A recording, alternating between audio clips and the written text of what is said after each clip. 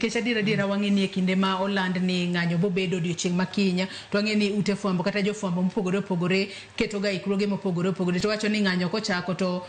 jofwambo bende bedo ga kosebede ground kacho bed ni jopiny osechako biro kata jopiny pok ochako biro iyudo no obila bende oseket kuonde mopogore opogore. Barak, ang'o matimore ga kata ang'o muneno ga ni timore makelo ga rakruok e kind jopiny go bila, nikech kumwacho adiera kata ng'anyo makoro chieng' tich adek mano mar jumani nwach no bobedo ng'anyo mamuol. Jogo mane nyithindgi owito ngimagi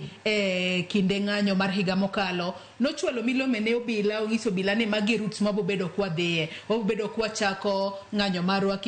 en Kimathi Street ema pa ne giwacho ni gibobedo ka gichako ng'anyo margi to giwuotho mos kae to kuma gibobedo ka giketo maua margi bende bobedo. Ang'o muneno ga katimore ma wanyalo wacho ni kelo ga rakruok e kind obila gi jopiny ma koro waneno ka kite bayore, tear gas bende bayore ka ing'iye kod wang' mari mar jafwambo? Joyce, ato gima paro ni timore ni ing'eni mokwongo king'iyo ng'anyo kako pangi en ni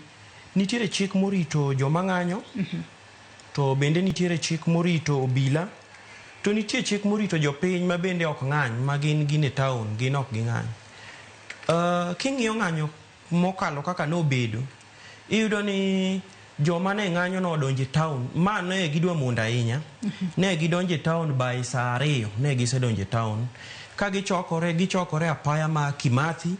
kod Tom Mboya gibedo e kar sanamu ma Tom Mboya kacha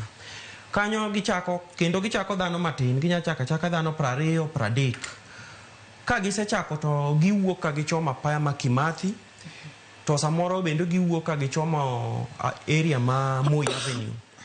Gima ketho ng'anyo en ni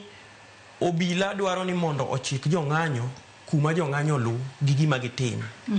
Koro karakruku kaka ng'anyo mokalo ni iro malungo wang' mokwongo tik no kwongo ba area ma apaya ma ilungo ni University Way kata area ma Central Police Station ne kuma no goy tear gas mokwongo kaka no ba tear gas mokwongo no koro emane no ketho gimoro amora. Koro gima kelo rakruok en ni polise seche moko onge gi horruok to jong'anyo bende samoro onge gi horruok. Koro sama friction makama obedo